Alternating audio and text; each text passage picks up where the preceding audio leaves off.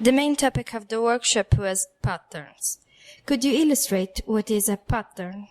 The word pattern has many uses, technical uses also, but I'm in my use in this workshop, pattern is a unit of the experience of living we detect as a succession of ordered distinctions.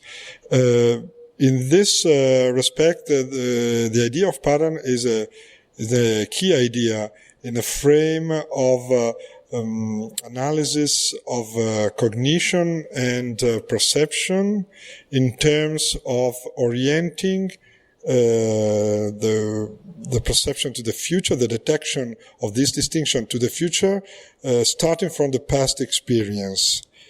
How did you use practically partners during the module? Well, during this module, we practiced pattern in performing and composing music.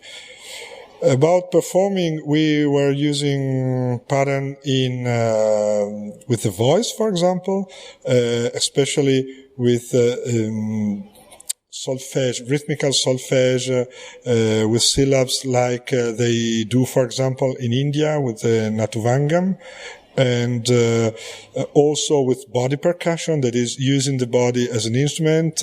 So we started learning a notation, because the most important problem in working with people who are not musician, is reading music. And so we used introduced the notation of the UBS, for example, or the percustra, in order to create patterns that could be performed. We also used some found object as instruments, so we were just using beating, for example, the tables or the table that is in the room where we held the workshop. And of course, we also composed our patterns so that the whole workshop ended with a very short, actually, because the time is so short, a short performance of a work that was composed by the student. And that's it. Let's go deeper in the listening session of the module. We not only performed and composed patterns, we were also listening to music, and also there was also a short theoretical part on, for example, what is the meaning or what is the use of the word pattern as a technical term. And we were also seeing some techniques of composition, both from electronic dance music, for example, also in contemporary music. In particular, we went through the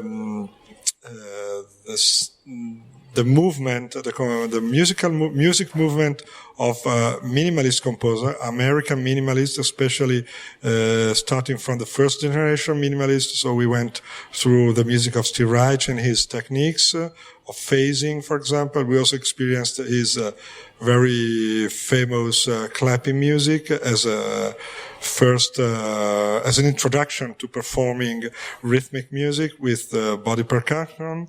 And then we went we passed to the music of Terry Riley, so we analyzed a bit the very famous in C work for ensemble.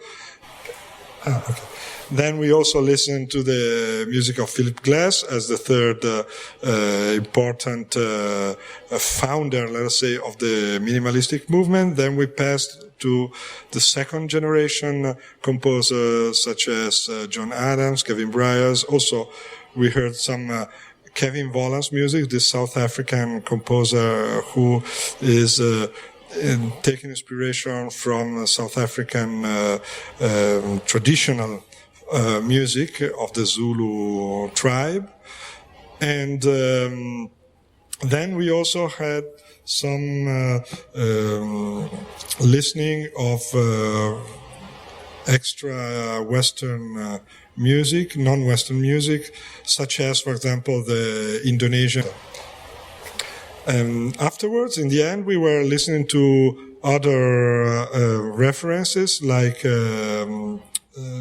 Ligeti, Georgi Ligeti, and Karl-Heinz Stockhausen, who were using patterns in a very complex way and a very multi-layered way. Of course, we also listened and dealt with techno, house music, also with some salsa music, just to learn how patterns are used in a dancing environment. And so we analyzed the so-called Amen break, that is a very well-known pattern in dance music. And that's it mostly.